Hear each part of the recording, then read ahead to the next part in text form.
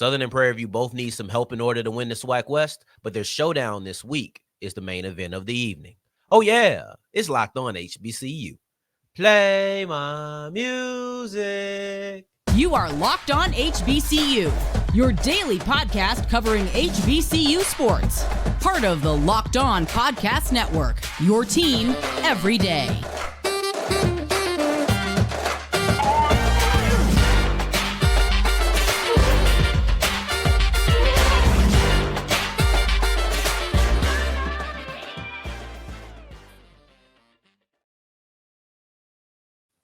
What's going on, family? Welcome back to another episode of the Locked On HBCU podcast, your number one daily one-stop shop for everything HBCU athletics, Monday through Friday, part of the Locked On Podcast Network, your team every day. And I, of course, am Darian Gray, a.k.a. the Mouth of the South, Texas Southern alum and former TSU Herald Sports editor and current contributing writer at USA Today's Saints Wire. I appreciate you for making this your first listen of the day every day.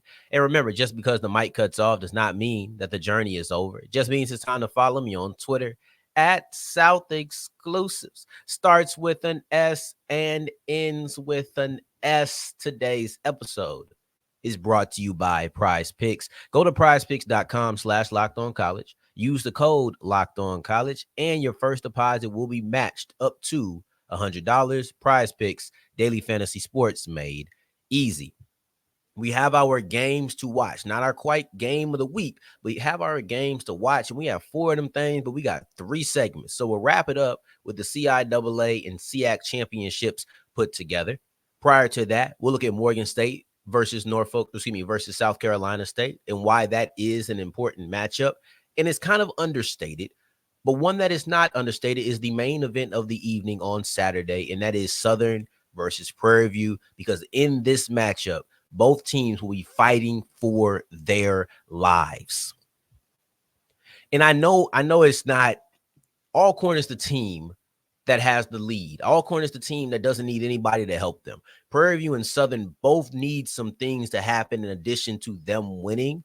But this matchup has so much at stake, and it's 2 teams that have so much at stake that it has to be the main event. It's the one that you want to see. Even if Alcorn is the team that everybody is looking at, the game that everybody is looking at is Southern versus PV for a couple of reasons, but most importantly, what it means to the division. The SWAC West can be clinched this week. This game has the ability to help the SWAC West be clinched. This game has the ability to put a new team in the driver's seat. This game is extremely important. When you look at it, if Alcorn wins and Prairie View loses, Alcorn is the champions. If Alcorn loses and Prairie View wins, Prairie View is now in the driver's seat for the SWAC West title. So Southern versus Prairie View might be between 2 teams that are not the top dog at the moment, but the outcome of this game has the ability to either clinch the division or have a new top dog be labeled and positioned at the top of this division. So yeah, I think that this being the main event is an appropriate way to describe this matchup. So let's get into it, because both this game here and then the next segment where we discuss Morgan State versus South Carolina State, it's all about the impact it can have on, for the MEAC, the conference, but for the SWAC, specifically the division, the SWAC West. If Southern loses this game, it's over. Wrap it up. The Bayou Classic means nothing outside of bragging rights. There's a good chance that that's going to be the case, no matter what. There's a good chance that by losing to Alcorn last week, you did your season in, because, and I'll continue to bring this up because it's important. If Alcorn wins and they're playing Texas Southern, they should win that game. But TSU has really fought a multitude of teams really close. And the alum in me wants to say, oh, eventually one of those games will slide our way. But TSU has played a bunch of teams close. They played Jackson State close. They played Southern close. They played PV close. Like, I've seen them play teams close. But let's say that Alcorn wins. Then if Southern wins, it doesn't matter, Because the Bayou Classic is going to be irrelevant yet again because Alcorn has already clinched the division. If Southern loses, then it's going to be another situation where if Southern loses, the Bayou Classic will still be irrelevant. And it's tough where it's almost to the point where when I'm thinking about this and think about what I'm going to say, I'm trying to avoid saying the same thing so many times because there's so many different routes that end in the same conclusion. It's not just, oh, he's repeating himself. No, I just keep saying that Alcorn could clinch or Southern could have the Bayou Classic be irrelevant or Prairie View could be the new lead dog because there's multiple ways for us to get to those things. As far as PV, there's not so much finality in their loss because if Southern loses, it's done. Like all you have to hope for, the only thing you can hope for if you're the Jaguars is that you win and Alcorn loses. That's it. If that doesn't happen, kiss your season goodbye. It's over. If that does not happen, it's over. As far as PV, the finality is not there. It'll be difficult, yes. But let's say that they lose and Alcorn loses. Now you're just right back in the same situation next week.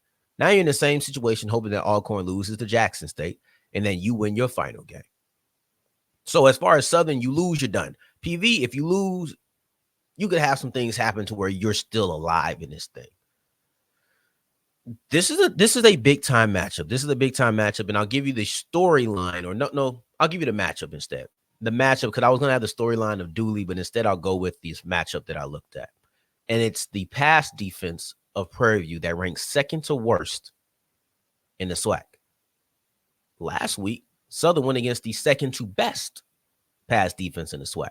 Maybe this is where they finally get some things together. Maybe this is where the Southern offense that has done a little better than what they have in the past 2 weeks through the air, maybe they get a little bit closer to what they were the previous 4 or 5 games. Maybe they figure some things out against an extremely lesser pass defense than they had to go up against last week. You look at the run defense for PV, and that is middle of the pack. Maybe Kendra Grimes gets back on the horse and he reclaims the momentum he had the 2 weeks prior to last week. Everything went bad for Southern last week, but you have an opportunity to get back on the horse. You have an opportunity to reclaim everything that you are already progressing towards, but you have to win this game.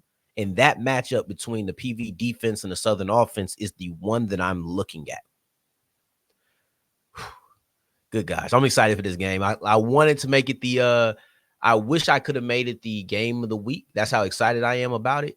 But we got Howard versus North Carolina Central, and that is the game of the week. That is the true main event of all HBCU football. But let's move forward because the outcome of Morgan State versus South Carolina State is going to impact that main event of all Black college football that I mentioned, because the MEAC is up in the grabs or up for balance.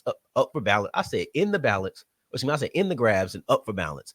Boy, am I talking dyslexic today. But you know what? It's up in the air. It's up for grabs. And it'll be in the balance this week. And the outcome of Morgan State versus South Carolina State will be heavily influential to what happens in the MEAC this weekend.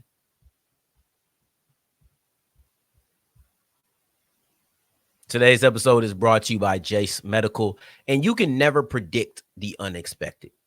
It's unexpected. That's part of it, right? But what you can do is you can prepare for it. You can make sure that you have everything you need just in case. Just in your Jace case, we'll have everything just in case something happens. Let's say A happens or B happens. I'm superstitious, so I ain't gonna name nothing in particular.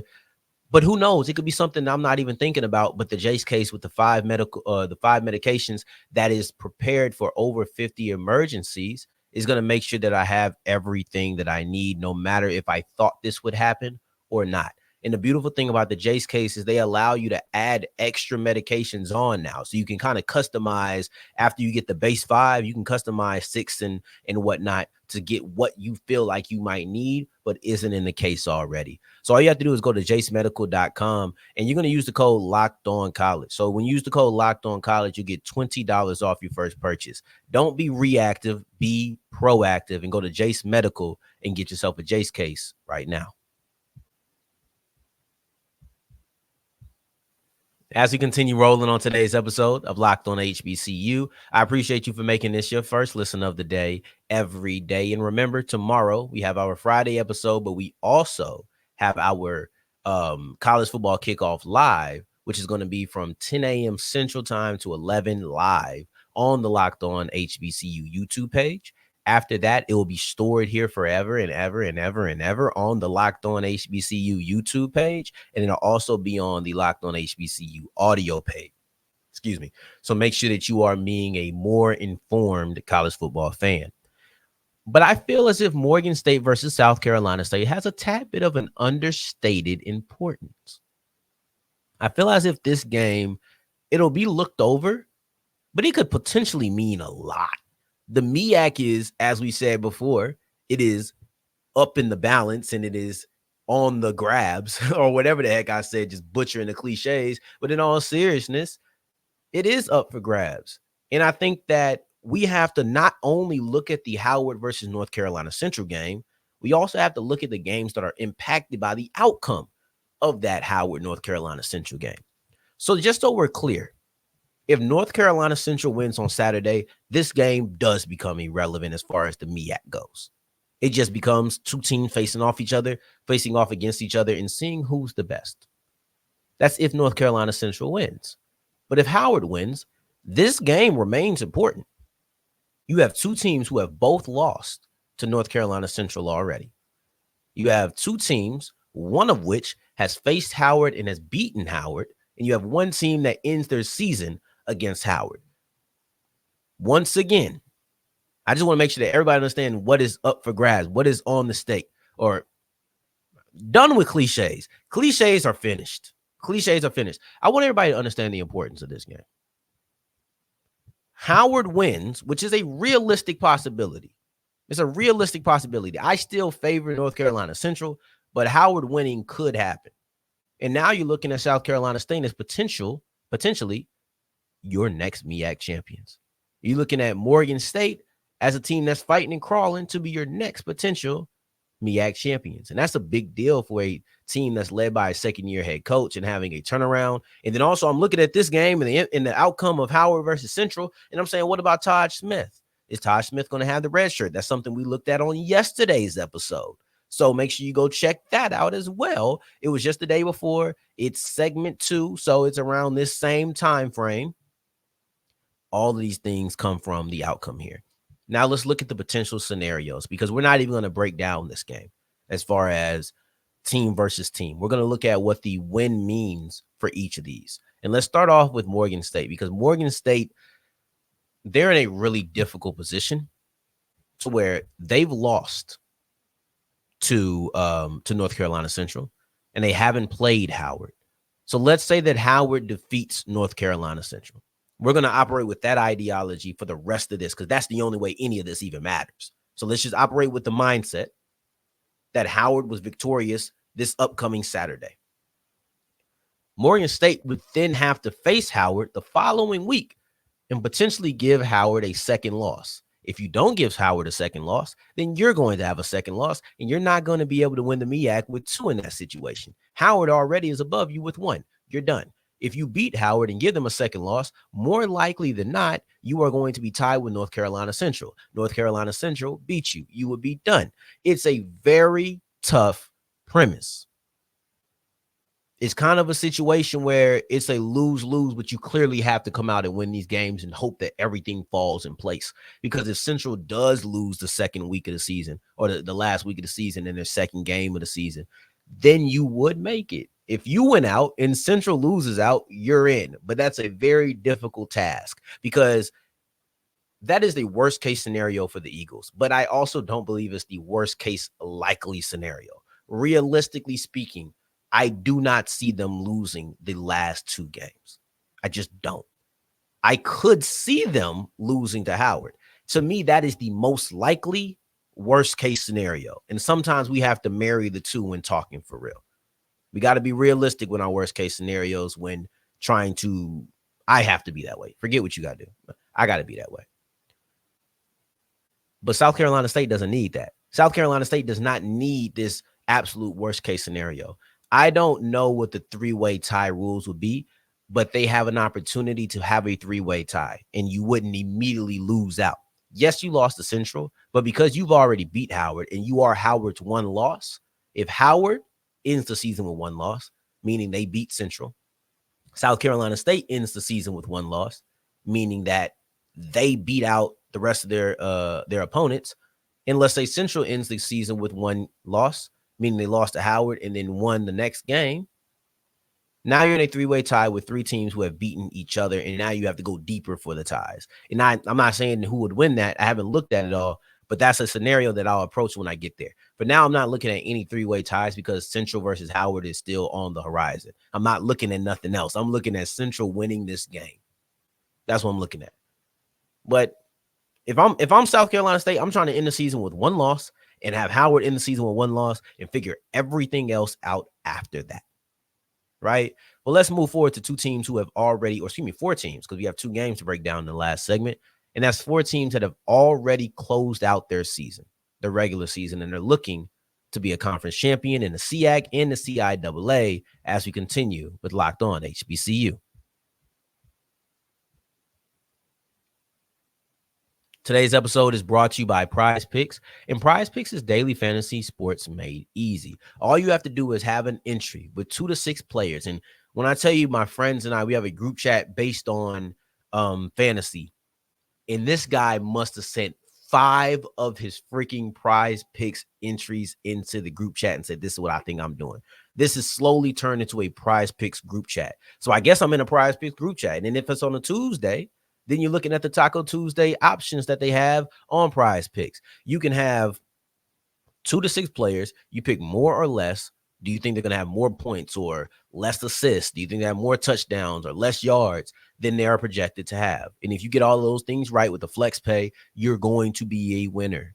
I think this guy put in a $10 entry and it will get him $250 back. We love those odds. And if you love them, all you have to do is go to prizepicks.com/lockedoncollege, use the code lockedoncollege, and you get your first deposit matched up to $100.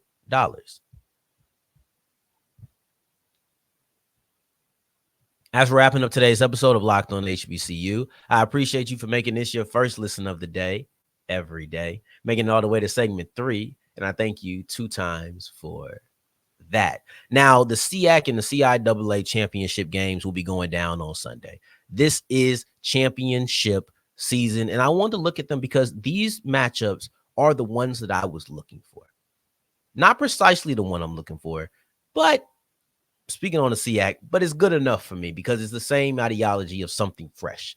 Let's kick it off with the CIAA because this is a rematch of one of the closest games of the year. This was Fayetteville State's closest game of the year when they faced off against Virginia Union. And for many people, it's the championship game that we should have had in 2022. But we're getting into 2023, and we still have a big-time player in Jada Byers. Excuse me. And Jada Byers is the guy that I believe changes this game more than anybody else. Because Jada Byers didn't play in that first matchup. And when you add the guy who is clearly the best running back in the conference, he leads the conference in rushing yards despite being out for 2 games. And he just makes this offense different. When you're looking at Fayetteville State versus Virginia Union the first time in the regular season, I'm not saying you have to completely disregard the game, but you do have to throw out a good amount of it when you're looking at that Union offense because they didn't have Jada Byers. And when you don't have Jada Byers, things are different. Things are completely different when you don't have Byers. They scored 7 points in that game. Virginia Union averages 39 points per game. And I suspect with Byers being back into the matchup, they will be closer to 39 than they are 7. Fayetteville State better be able to score some points because since returning from injury, and he had a rough spot in the game he got injured, in the game he came back from injury. I think I'm just going to count the game he came back because he didn't finish that first matchup. But this is what Byers has done since returning from injury. Since returning from injury, Jada Byers has had a 246-yard game, a 223-yard game, a 155-yard game, and a 4-touchdown game.